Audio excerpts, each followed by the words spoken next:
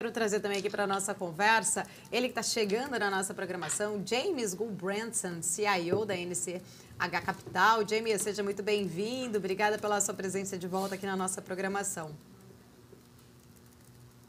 Eu estou super animado a estar de volta. Passei umas semanas de férias, mas estou de volta no meu querido Rio de Janeiro e estou super feliz de estar com vocês.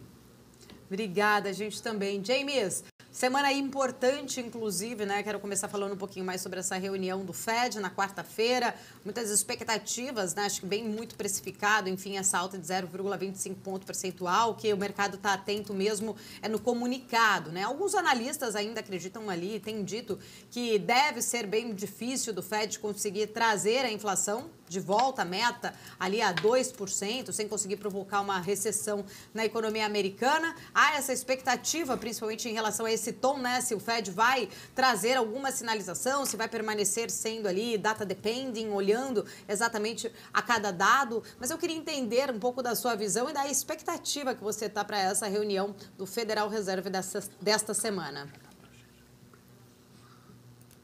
Olha, eu viajo e também minha família viaja bastante para os Estados Unidos. O ano passado, assim, foi assustador. Todos os preços fora da realidade. Mas eu confesso, nessa viagem que fizemos agora, nós sentimos que realmente algo mudou. O ritmo de alta de preços mudou. Foi bem, assim, o preço de, por exemplo, comprando 18 ovos, aí você paga R$ 60. Então, tem alguns preços que continuam sendo surreais. Mas, em geral, foi bem mais suave do que nós esperávamos. Então, eu não tenho a mesma certeza que tipicamente eu tenho entrando numa semana do Fed. Eu não sei, é muito difícil eu fazer uma previsão do que o Fed vai fazer, porque tem de um lado o mercado imobiliário já está mostrando sinais de queda, né? Os preços estão caindo em grandes cidades. Ainda tem sinais de bolha, por exemplo, Miami. Miami está fora da curva em termos do preço dos valores imobiliários. Mas, por outro lado, no meu estado do Texas, que teve um boom, teve muito californiano mudando para o meu querido Texas, já em cidades como Dallas e Houston, os valores imobiliários estão caindo, estão normalizando. Então, não sei o que o Fed vai fazer, mas eu acho que estamos de qualquer forma, aquela fase assustadora de alta, do ciclo de alta do Fed Funds, assim, mudou. Se o Fed aumentar por 25 basis points, ok, aumentou 25 basis points, mas o Fed Funds não vai para 7%. Que eu acho que muitos bears, muitos ursos do mercado americano estão insistindo que o Fed tem que aumentar para 7, 8%. Eu não acredito nesse cenário, não. Então, vamos ver o que o Fed fará, mas eu estou menos pessimista sobre a perspectiva desse ciclo. Eu estou acreditando muito mais que o ciclo está terminando. Ô, Jamie, você trouxe aí uma visão importante, acho que pontual também em relação a Miami. Eu até estava lendo agora mais cedo na Bloomberg, né, na agência Bloomberg, trazendo ali uma grande preocupação em relação a este setor, inclusive aí de moradias, né, trazendo aqui que o custo de moradias, que representa algo ali em cerca de 40% da cesta principal do CPI, ainda é uma parte muito importante a ser enfrentada, uma batalha, né, deve ser em algumas determinadas regiões ali dos Estados Unidos, mas que o custo do aluguel, principalmente incluindo os locatários, pagam a cada mês e uma estimativa de quanto, né, eles né, esses proprietários pagariam ali se alugasse um local semelhante, traz uma visão de que o mercado ainda em si ali, da recuperação do mercado imobiliário, ainda é um desafio para a luta do Fed. Fiquei um pouco até confusa que você trouxe uma visão até diferente do que eu estava lendo aqui em relação a essa matéria da Bloomberg de hoje, que a demanda por casas continua superando bastante a oferta e está trazendo uma pressão ali para os preços. Queria entender também um pouco da sua leitura em relação a isso, se é realmente mais pontual para essa região que você trouxe, para a gente conseguir aqui entender se realmente, de fato, é uma preocupação ali que possa vir trazer uma pressão inflacionária, essa recuperação do mercado imobiliário. Bom, nos Estados Unidos, culturalmente, nós temos uma taxa de mobilidade muito além da maioria dos países. É muito normal. Por exemplo, eu cresci no Texas, mas estudei em Utah.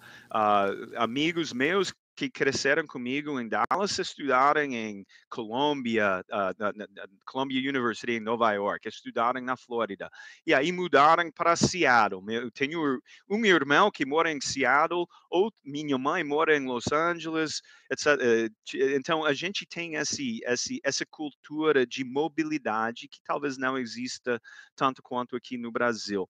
Então, o que tem acontecido regionalmente, por questão principalmente por questão tributária, porque lá nos Estados Unidos temos tributos estaduais, ou seja, a gente paga imposto de renda para a República Americana, mas também pagamos em quase todos os estados imposto de renda para o estado.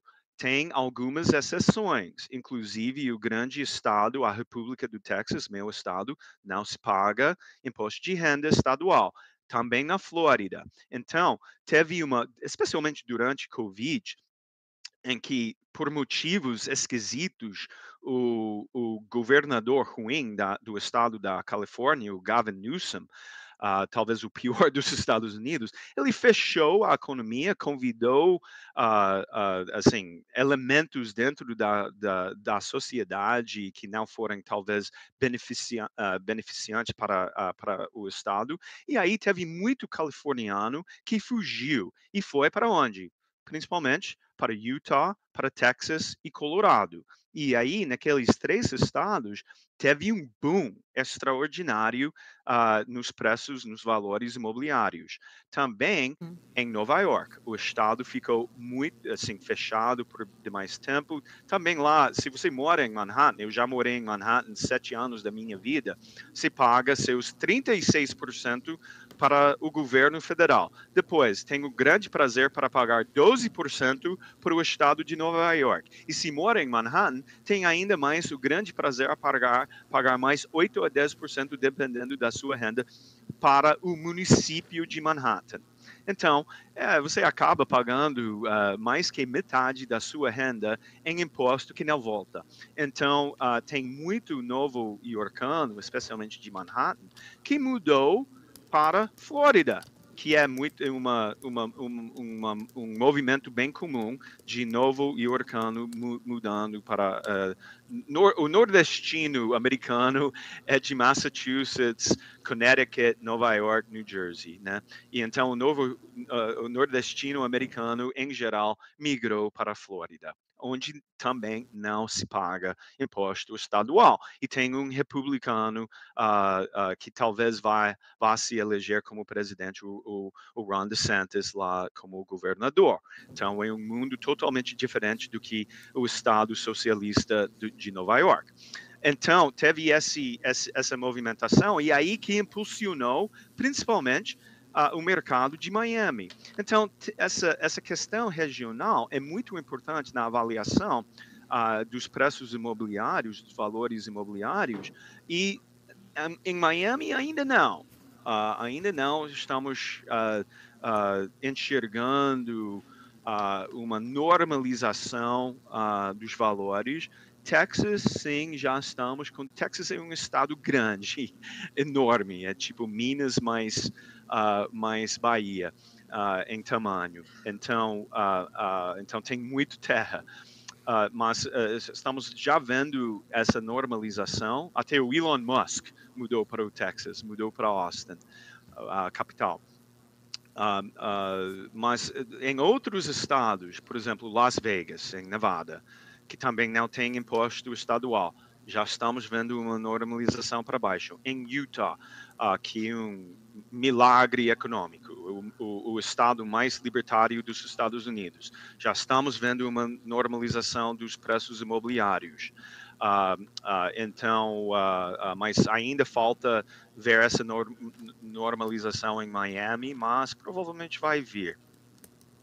Eu quero trazer para a nossa conversa, viu, James, o Vandique Silveira, que está aqui comigo no nosso estúdio. Vandique, também queria entender um pouco da sua visão, né? Muitos analistas aí têm dito que vai ser difícil do Fed conseguir trazer a inflação de volta para a meta, né, de 2%, sem conseguir provocar ali uma recessão na economia americana.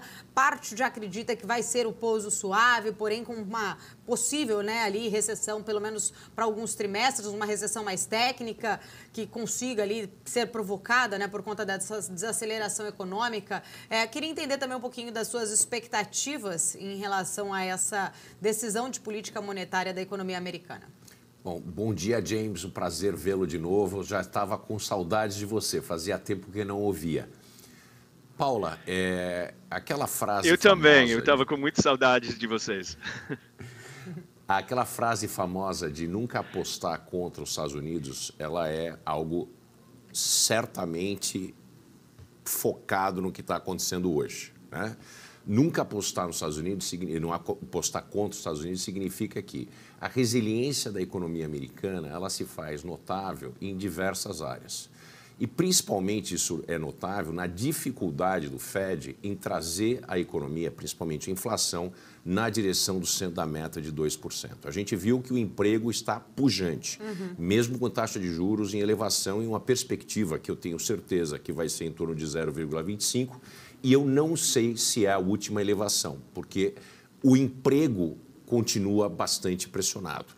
Agora, a vantagem é que a renda parou de crescer. Então, você tem mais gente sendo empregada, maior demanda, mas menor pressão em função de salários muito elevados. Quer dizer, isso é importante para a gente ter uma análise mais íntegra sobre o que está acontecendo nos Estados Unidos, tá certo? Semana passada, o número de desemprego veio bastante abaixo, né, da expectativa do mercado. Isso também mostra essa fortaleza da economia americana em frente ao processo de aumento de taxa de juros. Portanto, a gente ainda não está num ponto que a gente possa afirmar que o Fed parou. Eu acredito, sim, que a taxa de juros nos Estados Unidos de equilíbrio é em torno de 6, 6,5%. E a gente está muito próximo disso. E acredito que com essa nova elevação em 0,25, a gente pode ter chegado lá. Mas é muito difícil afirmar, dada a pujança e a flexibilidade da economia americana. Pelo outro lado, eu não acredito que nós vamos ter algum tipo de recessão.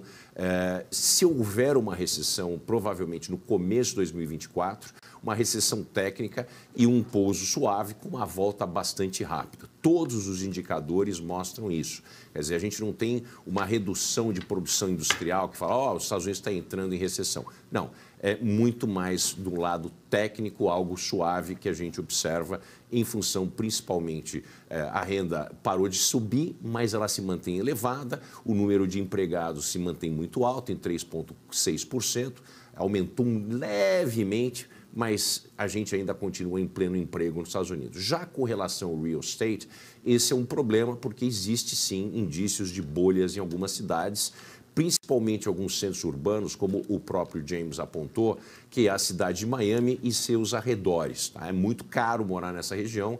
Houve um êxodo de estados, principalmente Nova York e do Nordeste americano, Nova Inglaterra, etc., na direção desse estado, uma vez que Nova York, principalmente, passou a se tornar um espaço geográfico mais restritivo com tudo o que aconteceu durante a pandemia e depois, obviamente, a questão dos impostos estaduais e municipais. Califórnia também foi um provedor, né, de uma quantidade enorme de pessoas, principalmente pessoas ricas, que saíram do estado da Califórnia, os milionários ou os bilionários que ganharam muito dinheiro com o Vale do Silício, com investimentos em empresas de internet, e começaram a ser taxados a níveis que fizeram com que houvesse um estrangulamento dessa renda desse pessoal. E esse grupo de pessoas buscou cidades ou regiões que sejam mais atraentes do ponto de vista fiscal para eles. No entanto, em várias regiões dos Estados Unidos, ainda existe pressão no que tem a ver com estoque de casas à venda.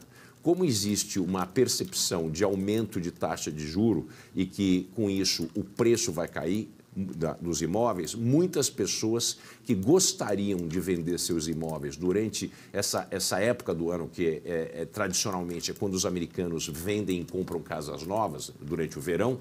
Então, muita gente que gostaria de vender não colocou os seus imóveis à venda, porque tem dois problemas que estão acontecendo. O aumento de taxa de juros faz com que o valor do imóvel caia em função do aumento do custo de hipotecas, né? Raramente nos Estados Unidos alguém compra uma casa em cash, vai lá e faz a compra imediata da casa. Normalmente isso acontece através do mercado hipotecário. Hipotecas hoje, se você tem um credit rating bastante elevado, se você é uma pessoa que está acima dos 700 pontos, 800 pontos, você já está pagando 6,5%, que para os Estados Unidos, para o mercado imobiliário americano, é muito elevado. Como a maioria do povo americano não tem um credit rating desse nível, nós estamos falando de hipotecas que cruzam a fronteira dos 8%, 9%.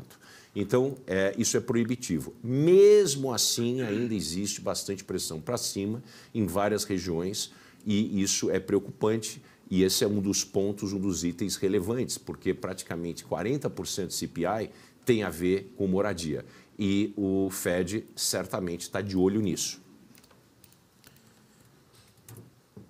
Perfeito, Van Dijk. Eu sigo aqui com o James também, e depois já, claro, passo para o Van Dijk, porque tem uma informação importante, James, saiu agora há pouco, inclusive, os dados do PMI lá nos Estados Unidos, medido pela S&P Global, o composto industrial e o de serviço.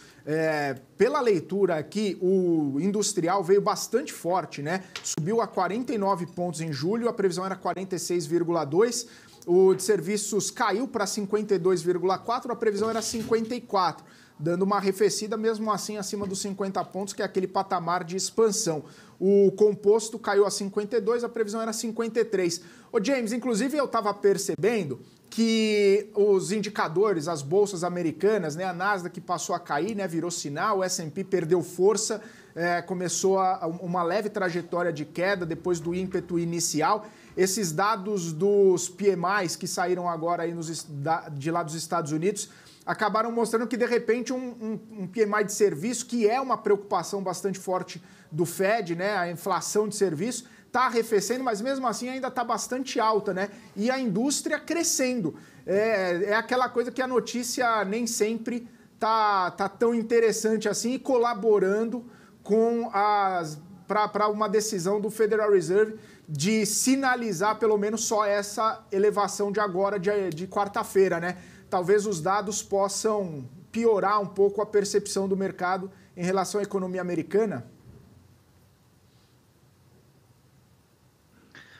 Olha, eu estava comentando isso ao meu grande amigo de adolescência lá em Houston na semana passada, que o mercado mal percebeu ainda o impacto de longo prazo da reforma tributária que o Trump e os republicanos fizeram lá atrás em 2018, baixando a taxa tributária corporativa de 36% para 21%.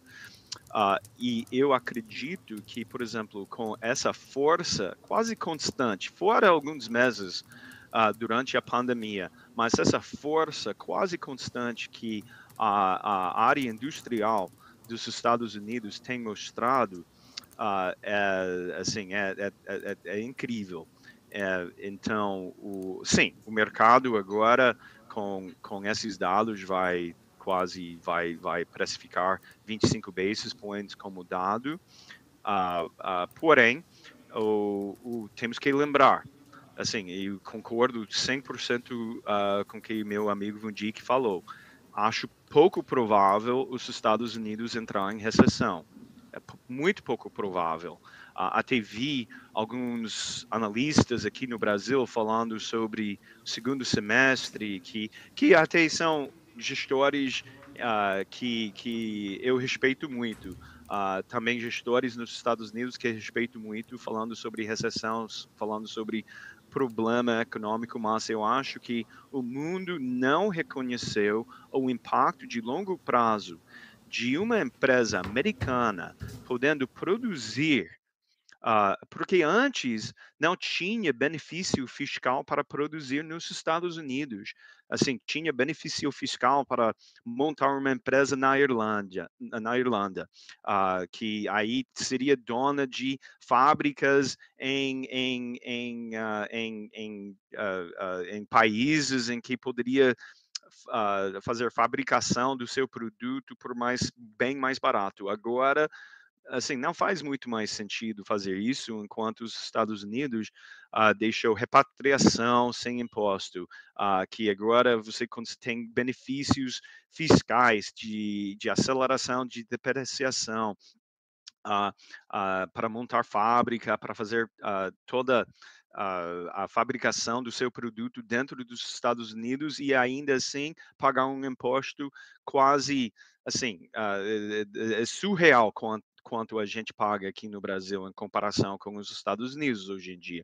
Esse fator ainda não foi, na minha opinião, precificado, assim, considerado pelos analistas que estão basicamente pregando que o fim do mundo está chegando nos Estados Unidos por causa do Fed. Os Estados Unidos, assim, como foi bem anotado pelo Vundik, sim, o americano em geral está pagando muito mais do que pagava para empréstimo imobiliário, para hipoteca imobiliária. Porém, está conseguindo. Por quê? Porque consegue emprego bom, emprego que assim, minha filha que está agora trabalhando, tem 19, fazendo 20 anos, está na faculdade e a gente exige que as filhas trabalhem durante as férias escolares e universitárias para ganhar seu próprio dinheiro. Ela está ganhando 2 vezes do que eu ganhava nos anos de 90, enquanto eu estava na faculdade. Então, esse milagre americano, econômico americano, continua mesmo com taxa de juros subindo. Por quê? Porque temos um sistema tributário que funciona. E vários outros motivos também, mas que eu acho que ainda não foi precificado, ainda não foi reconhecido pelos analistas, pelos gestores, como um fator muito importante para o longo prazo da taxa de crescimento dos Estados Unidos. Transformou os Estados Unidos. O que aconteceu com essa reforma? Então, sim, a economia continua resiliente, porque ao invés do empreendedor ter que pagar 36% e mais Obamacare, então chegando em quase 40% do seu lucro para o governo, ele está pagando 21% mais Obamacare, então 23%, 24% para o governo federal. Assim, transformou a economia americana e por isso, assim, tem mais, em cada $100 de faturamento, tem mais 15 a 18 dólares para pagar, para utilizar, para expandir, para pagar por seus funcionários. E aí, por isso que estamos principalmente que estamos no meio dessa economia que não para nos Estados Unidos. E não enxergo, assim, dentro dos próximos 18 meses em que vai parar. Cada ciclo bom cria a possibilidade de um ciclo ruim. Então, claramente, nos próximos anos vai ter um momento mais difícil para a economia americana, mas a resiliência e potencial de recuperar logo vai ser mais uma vez um destaque daquela economia. Vandic Silveira, seus comentários também a esse assunto. Felipe, existem 3 pontos bastante relevantes no que está acontecendo nos Estados Unidos. O James tocou num de maneira muito objetiva, que foi a reforma tributária do Donald Trump, que não conseguiu fazer tanto efeito, porque logo após, né, ela foi feita em 2018, 2019, um ano praticamente perdido, seguido de um ano totalmente perdido, que foi 2020, por causa da pandemia, 2021, um pequeno começo, abertura, e a abertura, de fato, começou em 2022. Então, os efeitos totais dessa reforma tributária do Donald Trump não foram sentidos. Agora, houve um casamento com o segundo fator, que foi o acirramento da relação com os Estados Unidos e China, com a volta, né, o nearshoring e o onshoring de muito do que acontecia nos Estados Unidos, do que acontecia na China, no território americano e no território mexicano, né? O México também está passando por um processo muito interessante de crescimento econômico, mesmo com bastante restrições políticas. E o terceiro fator que realmente faz com que os Estados Unidos se impulsione, né? Falando, o primeiro foi essa reforma tributária muito focada na produção nos Estados Unidos, que desonerou a produção. Isso é um ponto que deve ser levado em consideração pela reforma tributária brasileira. Senhores congressistas, principalmente senadores, levem isso em consideração, o impacto disso na economia. Segundo a China, o acirramento do relacionamento, o problema geopolítico. E o terceiro, a produtividade total de fatores. Isso deu um impulso muito forte à economia americana, levando em consideração que o capital foi muito melhor utilizado de volta nos Estados Unidos, com o menor custo por utilização dele, principalmente pela redução de taxa de juros e também pela reforma tributária. E depois a produtividade do elemento humano, né, a produtividade do trabalho dos Estados Unidos está em franca ascensão. E sem um acompanhamento maior do que ele em termos de pressão por causa de salários. Ainda que os salários aumentaram, eles não aumentaram mais do que a produtividade, que isso faz os Estados Unidos uma economia extremamente móvel, extremamente resiliente por causa desses 3 fatores, mas principalmente pela produtividade. Perfeito, Vandic Silveira. James, eu vou pedir licença para você rapidinho, que a gente precisa ir para um rápido intervalo. Na volta, a gente segue batendo esse papo com o James Gulbrandsen, que é CIO da NCH Capital. Eu vou rapidinho com a Débora, só para a gente ver como é que está essa movimentação do mercado antes do nosso break. Conta pra gente, Débora. Olha só, Ibovespa aqui sobe 0,14, Felipe, está conseguindo manter os 120 mil pontos, tá? A mínima foi de 120.099 pontos, a gente consegue sustentar então. Enquanto lá fora nos Estados Unidos, Nasdaq que zerou ali os ganhos, vira para uma perda agora, cai 0,10 nesse momento. Lembrando que a gente tem expectativa pela temporada de resultados por lá. E aqui no Brasil, a gente vai conseguindo sustentar. No dólar futuro, queda de 0,52. A moeda americana aqui no câmbio está a R$ 4,76. Ainda a IRB que está liderando perdas, mais de 15% de queda para esse papel. E o setor de commodities é que vai também sustentando esse índice por enquanto. Bom, depois do rápido intervalo, a gente tem mais notícias de mercado aqui para vocês. Não sai daí que a gente volta já.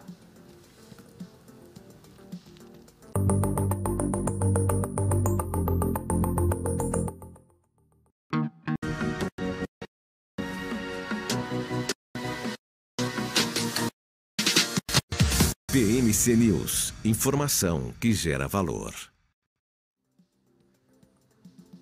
De volta aqui na programação da BMC News, 11 horas e 15 minutos. Trazer novamente o James Gulbrandsen aqui, CIO da NCH Capital, para continuar o nosso papo. Ô James, eu queria repercutir rapidinho contigo uma informação sobre o Goldman Sachs, né, que prevê uma demanda recorde no mercado de petróleo e que isso pode aumentar o preço da commodity num curto prazo, inclusive fazendo uma projeção do Brent para $86, muito próximo do que já trabalha hoje, que está perto dos 81, 82 dólares o barril. Queria saber sua impressão sobre essa possibilidade de uma demanda um pouco mais acelerada por petróleo nesse curto prazo e também se você puder dar uma olhada nas empresas do setor que estão operando hoje, como que estão, inclusive, as perspectivas dela no N-Quant, para a gente saber, né, como é que está essa expectativa, inclusive chegando, né, perto da temporada de resultados.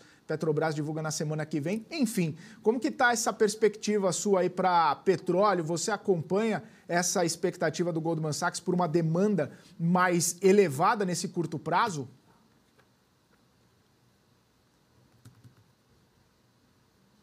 Está mutado o seu microfone, James, por gentileza. Oh, desculpa. Novamente. Desculpa. Desde criança, eu, como cada bom texano, desde criança acompanho o mercado de petróleo e quase que tenho petróleo na veia. Continuo sendo, do médio e longo prazo, muito cético quanto aos preços atuais de petróleo, tá? Acho que, sim, agora o Putin, ele tem efetivamente, considerando que já no ano que vem estamos em plena campanha presidencial e com muito boas perspectivas para o meu partido, o Partido Republicano, retomar a Casa Branca, e aí ele vai enfrentar mais dificuldades com essa guerra injusta contra a Ucrânia. Então, ele tem poucos meses para tentar criar uma saída que pareça uma vitória, que tem caráter vitorioso para ele. Então, não duvido que sim, vamos ter, talvez, de vez em quando, picos de repente do preço de petróleo, mas, em geral, eu estou muito cético quanto isso e vou utilizar N-Quant aqui para colocar alguns dos ativos mais importantes do setor de petróleo aqui no Brasil, mas, por exemplo, tem claro, Petrobras, e tem PetroRio, que vou utilizar principalmente. 3R acho um pouquinho diferente em termos de importância, mas a gente consegue ver aqui que as duas empresas já passaram por um momento muito interessante em 2020, 2021, em que as margens expandiram com o preço de petróleo, o fluxo de caixa expandiu bastante, retorno sobre capital melhorou bastante, mas assim, começando final de 2022, início de 2022, no caso da Petrobras, aí não que pioraram não, mas assim, basicamente parou aquela expansão.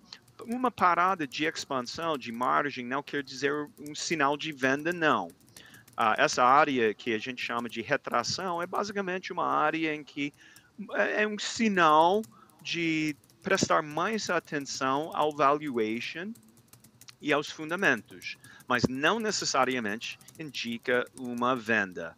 Se colocasse, por exemplo, a gente tem falado bastante sobre a Vale nos últimos meses, a Vale é uma situação totalmente diferente, em que, sim, sinalizou já começando em fevereiro, e estávamos muito ativos por aqui na BMC e também em outros, nas redes sociais, etc., falando sobre a importância de reduzir ou considerar talvez uma hedge na sua posição na Vale, porque sim, era para entrar em desaceleração, que aconteceu. Esse não é o caso com a Petrobras e a PetroRio, tá? Mas ambas estão, assim, eu teria cuidado no segundo semestre com ambas, especialmente com a Petrobras. A Petrobras subiu muito recentemente, não é irregular por uma empresa que sim tem ainda resultados que são bons, porém subiu porque teve uma percepção logo depois da eleição do Lula que ele não seria aquele Lula paz e amor dos primeiros 2 mandatos, mas sim seria um Lula com sangue nos dentes, que talvez trataria a Petrobras de uma forma mais, digamos, chavista, do que lulista dos primeiros dois. E então o papel caiu com a sinalização que talvez ele não trataria a empresa assim. Aí o papel subiu muito, especialmente no segundo trimestre desse ano. Então, eu teria muito cuidado com a Petrobras nesse momento, mas se eu colocasse, por exemplo, a ExxonMobil, o BDR, aqui, a gente enxerga quase a mesma coisa. ExxonMobil, e veja bem, a trajetória da Exxon é muito previsível aqui no Anyquant, ok? É muito previsível. Se mudasse em vários momentos do passado, a gente vê aqui, assim, o ciclo da Exxon é previsível e, sim, está indo no ritmo de retração talvez mais forte que PetroRio e especialmente a Petrobras. E o mercado americano sempre antecipa mais rápido que o mercado brasileiro. Então, não deveria ser uma surpresa que Exxon já está com uma perda de quase 12% no ano. E provavelmente, sim, no segundo semestre vai entrar em desaceleração. Quase está dado que vai. E, por isso, minha previsão de que preço de Brent, sim, vai ter seus picos de curto prazo por causa do Putin, que realmente está tá com apenas poucas jogadas antes que a campanha eleitoral presidencial começar nos Estados Unidos. Ele tem basicamente 5 meses para fazer suas últimas jogadas, que poderiam ser mais graves que ele tem feito até agora, e isso vai causar talvez uns picos, porque a Rússia, temos que lembrar, a Rússia não é um país, é um posto de gasolina mascarando como país, tá? E então tem muito impacto sobre o preço de petróleo. É uma ditadura mascarando, na verdade, como ditadura traz o posto de gasolina mascarando como país. Mas, por isso, minha previsão de que Brent, eu sempre me refiro ao WTI, porque sou texano, West Texas Intermediate é a nossa referência, quem é do Texas e dos Estados Unidos, então enxergo preços do médio e longo prazo bem abaixo do que os preços atuais. Maravilha, James. Quero agradecer sua participação aqui com a gente. Obrigado mais uma vez. E até a semana que vem. Ótima semana para você. Igualmente, até a semana que vem. Forte abraço a todos.